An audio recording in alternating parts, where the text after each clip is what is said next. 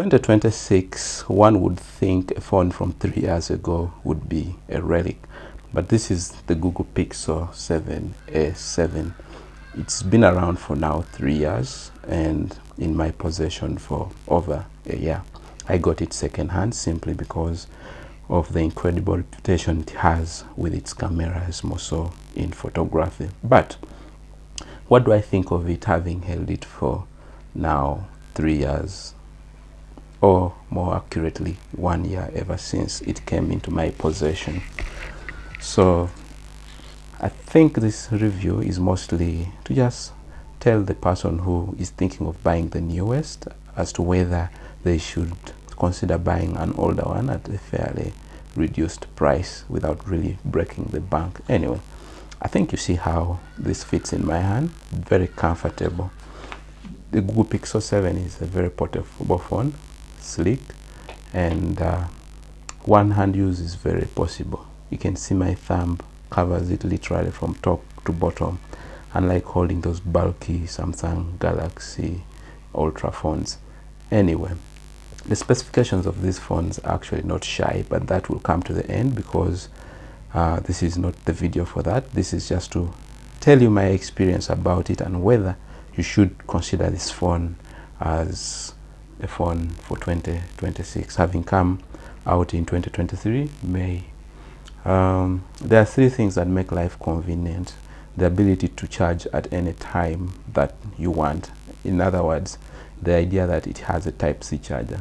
This is very important because the Type-C charger has become ubiquitous. Everywhere you will find it, and anyone will have it. Even in the third worlds like Congo, you will still find a Type-C charger.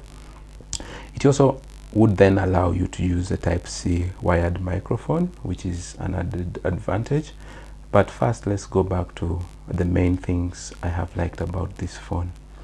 First of all, it has a very easy, seamless collabo with your PC. You can simply install an app on your PC, and without your phone, you can still access everything that's on your phone on your PC. So it's like the interface of the phone comes on the PC. That has made my life very easy, more so not missing out on any messages, even when I want to download apps remotely onto my phone, and also accessing my gallery. Remember, it's a photo phone, so the gallery is a place of importance. Aside from that, it is very responsive as a phone, very quick, snappy, no lags. That's simply because of the processor that it uses. I'll give you that specification at the end. The other thing I've loved about this is the idea that I can have two SIM cards here, albeit one of them an eSIM and then the other a physical SIM. So in countries like ours, where most service providers have different billing ratings, I am well covered, and that's the Pixel. So it is a very interesting phone to have. And being a Google phone, basically their AI is on another level. And the most important thing is the idea that I can quickly launch the voice assistant without having to struggle with reading text, and it will recognize my voice perfectly well.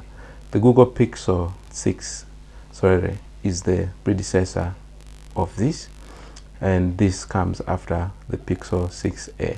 So it's a very decent phone. In fact, I feel like the A, the Pro, and the plain Pixel don't change that much, really. Don't change that much for anyone who uses this.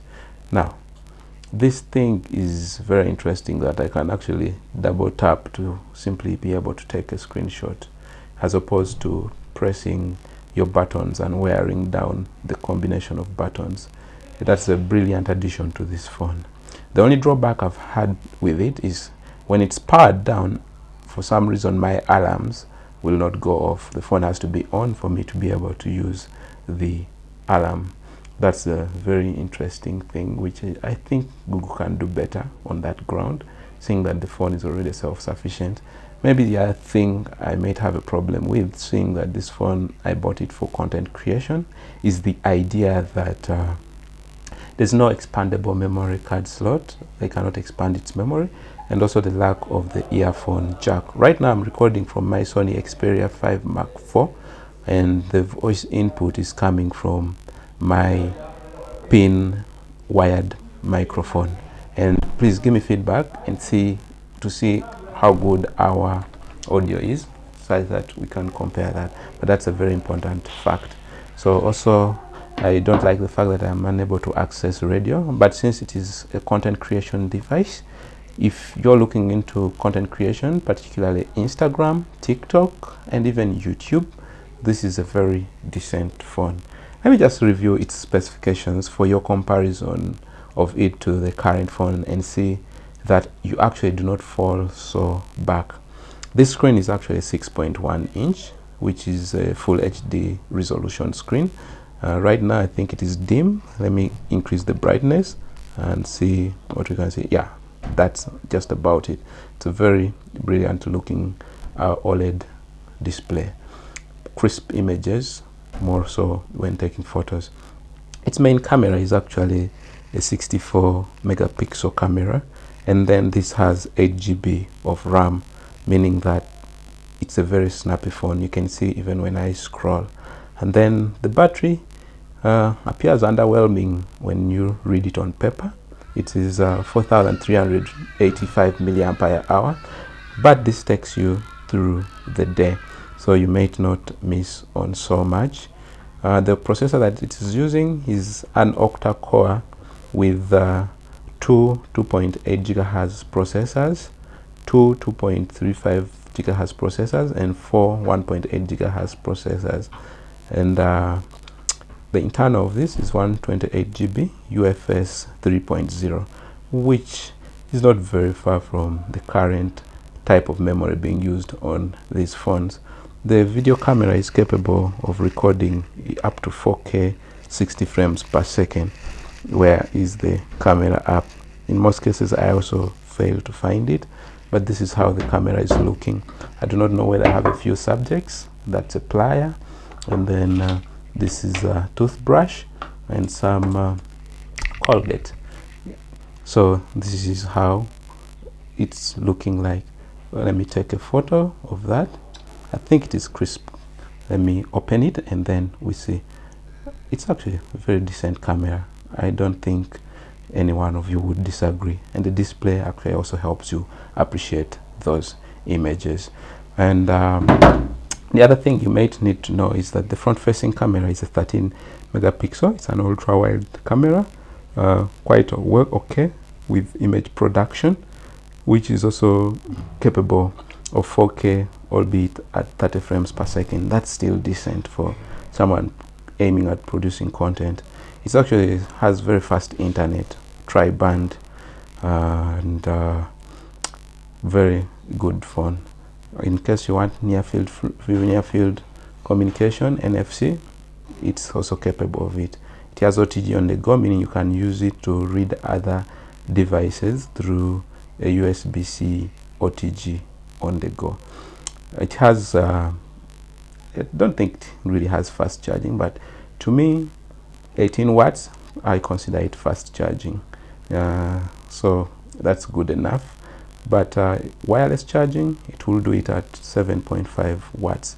Wireless charging is not a thing I'm so much of a fan of, so it's not like I'm missing that much from it, and so will you not miss much from it. So it's a very reliable phone. And lately, I think on the market, at least locally, you should be able to get this anywhere near $200 at least on the Ugandan market, refurbished. For that amount, I am very okay buying this instead of buying an entry-level phone, for example a Samsung A series or a Tecno or an Infinix. That would be a very huge disservice. Buy a premium device, aluminium body, sleekly designed, reliable. It delivers what it promises. So in case you are interested in more such videos, please do hit the subscribe button, and see you in the next video. Ciao.